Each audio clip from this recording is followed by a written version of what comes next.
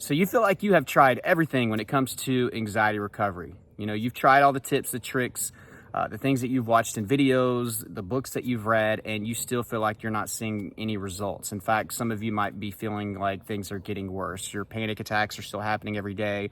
You still have bad health anxiety. The symptoms are always there. You're not getting sleep. You can't drive. You can't go to work. You can't be in social situations. Whatever type of anxiety that you have, it's either just maintained or it's slowly gotten worse, regardless of the things that you have tried to use that you've heard that work for anxiety. Well, this video is going to be for you. It's going to be through my experience and also the experience of other people that I've talked to. I help people through coaching. I've helped people with my course.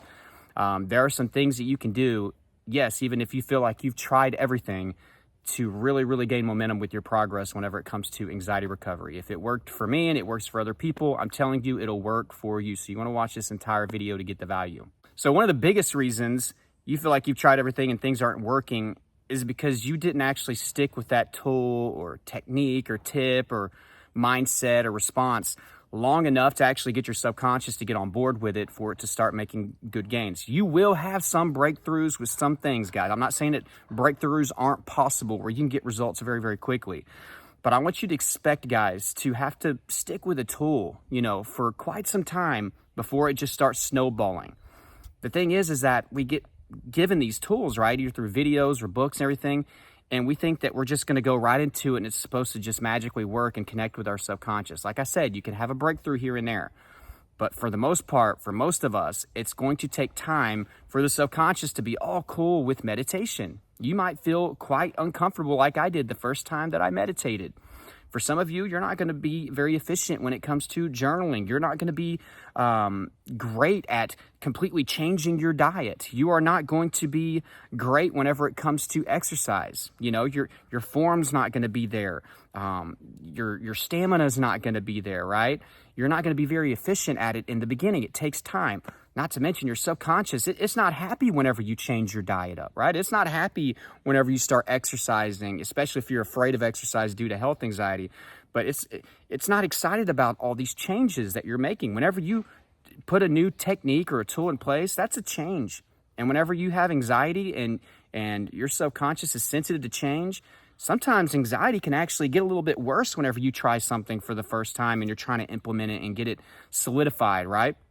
So you have to be more patient with it, all right? This kind of goes down to the quick fix mentality. It's not necessarily me saying like you're giving up because you expect it to happen the very first time. Some of you are giving up after trying something for a few days or a week or so. That's still a quick fix mentality in my eyes, right? You have to give it longer than a week or two, you know, for some of these things to click and for you to get better at it and to become more efficient at it.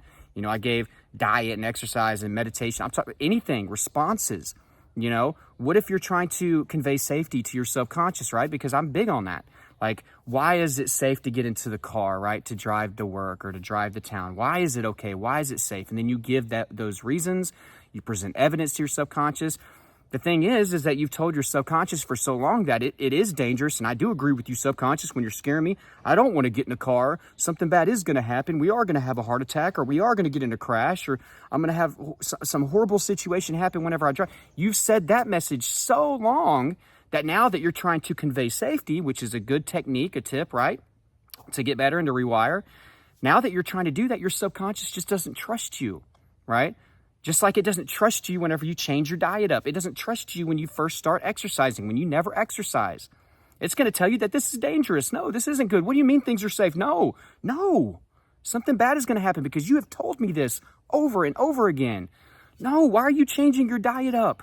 That's bad. Like, stop it. You know we like these foods over here. What are you doing? Why are you working out? Do you not know that that's going to cause you to have a heart attack? Right? Why are you sitting still and doing this mindfulness? I feel jittery. I got to get up. We got to move around. What are you doing trying to sit here? What do you mean let go of control? What do you mean let go of... No, we got to control everything. That's how we survive. So a lot of these tips and things that you have read, you have not given them enough time, even consciously, but subconsciously, it takes even longer. Even if you are willing to go the distance consciously, the subconscious may have other plans. It may take a little bit longer for you to get that connection. Guys, this one is a big one as well.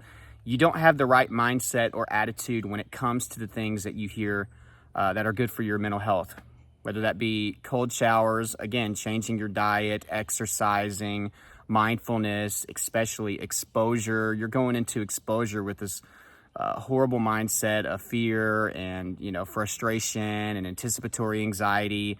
And then we wonder why these things don't work out well, or it just takes us a long time to get any type of results out of it. You have to have a good attitude about what you're doing. And it's also belief and faith in what you're doing is going to work. If you don't really believe it and you're just going through the motions and you're like, well, we'll see what happens, and you don't have a good attitude, why would your subconscious be willing to embrace that tip or that tool? If you're like, I'll do this meditation thing, we'll see, it probably ain't even gonna work. I don't like sitting still. I don't like focusing on my breathing. It just seems like a bunch of hippie stuff. I don't know, man, like a monk thing or whatever. Like, I don't know. That attitude sucks. I'm just going to be for real with you guys. That sucks. And I'm telling you, I had that attitude about a lot of different things that I read about, that were supposed to help me with my anxiety. I'm not willing to do that, or I'm not willing to try that because that just sounds horrible, or I'll try it, but I'm not excited about it. If you are not excited about the tool that you're using and have faith and belief that it's going to work, why in the hell would your subconscious agree? So that means you're not going to get any type of results. You're going to feel bad while doing it, and you're just not going to stick with it, right? And then you're definitely not going to get anything out of it. So you need to have a belief and have faith that this is going to be good for you and that this is going to work and help you, or at least help. It doesn't have to cure you, right? But this is going to help me get better. It's another tool that I can use. I'm going to have to take time with it because I'm going to have to get my subconscious to trust that this is good for us. And I'm going to have a good attitude. I'm going to have good faith that it's going to work. Something else, guys, that could be hindering your growth is you're trying things one at a time. So like this week, I'll give a diet change, a chance, right? I'll go to more of a keto lifestyle diet. I heard that that's good for my gut, and the gut-brain connection is huge when it comes to anxiety. So I'm just going to do that. But you're not doing any exposure. You're not handling your fears of driving or any of your fears, really, honestly. You're not doing any exercise. You're not doing any mindfulness. You're just hoping that the diet thing will fix it. Maybe you even have a decent attitude towards the diet. Maybe you are hopeful that it's going to help. But something that could be, again, hindering your growth is that you're bouncing from one thing to another. So when you find out that, oh my God, this diet didn't take away my fear of getting in the car, which I'm just going to be for real. I know there's a strong gut-brain connection. I get that. But if you have a very, very strong association with something like driving or going to work or going to school, that is not going to fix that problem before you go and do that. That's just me. Maybe a different mental health advocate or something, or anxiety coach will tell you something different. That's just my opinion. That's not going to clear all that up. So we need to be doing other things in addition to this. That's why we need a stress preventative lifestyle. Most of us that have anxiety disorder, we need a lifestyle change. Lifestyle change consists of more than just one thing, okay? Now, if you are going to keep doing that thing and then add on to it, that's different. I'm cool with that. That's fine. But a lot of you will do a diet for a little bit, and the diet's not the easiest thing in the world, but you're going to try to stick with it for a week or so, but you still find it hard to get in the car. And it's just like, well, F the diet ain't working. Or I need to find a new diet. Right? And then maybe you'll go to I'm going to try to do some walks and some light exercise, but now I'm eating like crap again and I'm still not getting over my fear of the car because I'm not doing any exposure with the vehicle. You'll give up the walks and the light exercise. Okay. So I'm just telling you guys, it's good to have some structure, a good routine, to have multiple things that you do, especially in the morning before you get your day started, that can help you. So some of these things aren't working for you because you're just bouncing from one thing to another, to another, to another. You're giving it maybe a few days or a week or so to work, a breathing technique, a meditation, or just some type of a stress relief tip that you've heard anywhere, or anxiety relief tip. And you're not giving it the time, okay? Because you're bouncing from one thing to another. And for some of you guys, I'll just be for real, you have to hold yourself accountable, and you have to be honest with yourself. Whether it be like, have I really tried everything? Or are there things that I just haven't been willing to do, right? I've been hard-headed towards this thing or that thing, and that sounds too hard, so I'm not gonna do that. you have to be honest with yourself at the end of the day. There will be a lot of people that watch this video is like, yeah, I've tried everything. And now at this point in the video, they're like, well, there is this one thing that I didn't want to try that would probably be good for me, or I don't stick with things long enough, or I do bounce from one thing to another instead of doing multiple things at the same time. I don't have the best attitude.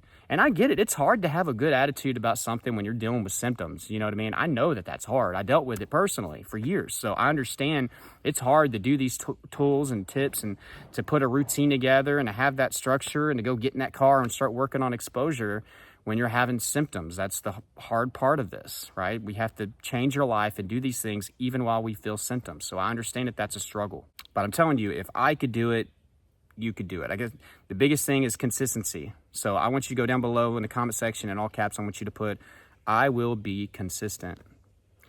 I will be consistent. If you want more help, guys, if you're ready to be consistent, you're ready to work hard, check out my course, Elite Anxiety Bootcamp, down below in the description and in the first pinned comment. It's helping a lot of people. We talked about routine earlier, tips, tools, all that stuff. It's all packed in there. Close to 100 videos. It's going to take you step by step. And also there's a lot of downloadables that can help you along the way, including a very detailed morning and evening, where it's a full day routine that can help you with your anxiety recovery if you don't know where to start. So check that out, guys. But I love you all. Until next time, keep fighting.